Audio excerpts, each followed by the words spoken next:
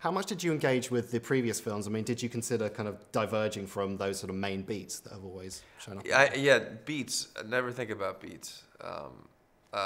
It's such a personal movie. I wanted to tell a love story, and but the fun part about the other movies, it was cinematically paying homage to them, and I had a lot of fun trying to come up with those ideas, and I enjoyed executing them. There was an unusual number of drag queens in a mainstream film. How did that kind of part of the film come about? We were talking, Eric Roth and myself were interviewing Stephanie about her past, and she was talking about singing in the Lower East Side, and I was trying to figure out the best way for us to get to know these two characters as quickly as possible. And I wanted to put him in a situation that you would think he would behave a certain way, but he doesn't at all. And the fact that I didn't want her to sing a song that she had written. And La Vie en Rose is the song that I had heard her sung in real life for the first time. And it sort of felt like a drag bar would be the perfect place to explore and then define for the audience who these people are. So it really just kind of worked out. This film, as well as Silver Linings Playbook, seemed to kind of address a lot of issues with particularly men's mental health and sort of vulnerability. Is that something you're interested in seeing more, exploring more, and just is it something we need to talk about more, perhaps?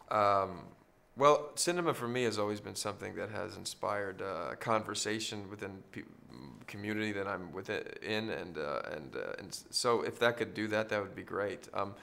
I don't even think it is man's sort of search. Hopefully, it's just humanity in general, exploring what it is to be alive in a general sense in cinema and storytelling is what I'm interested in. And this was just an opportunity to explore that through when there's a strong love between two people and trying to find your voice and trauma as a kid and all those kinds of things. Mm-hmm.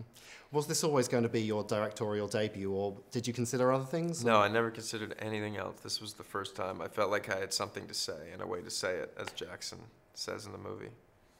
Was there a pressure about sort of taking on this big kind of, it's a Hollywood monolith, especially with all the awards buzz around? Did you feel that when you were sort of going into it? The only reason why I would have felt more pressure if I was doing something that didn't come from a deep place inside myself. Then I feel like I was kind of faking it. But because it always, everything came from a very specific personal place. And I really, intellectually talking about it, but it was never an emotional thing of, oh my God. It felt like, yeah, there's this thing I really want to explore. The Infinity War cast seemed to be quite surprised by how that film ended. Are you expecting to be surprised when the next one comes out?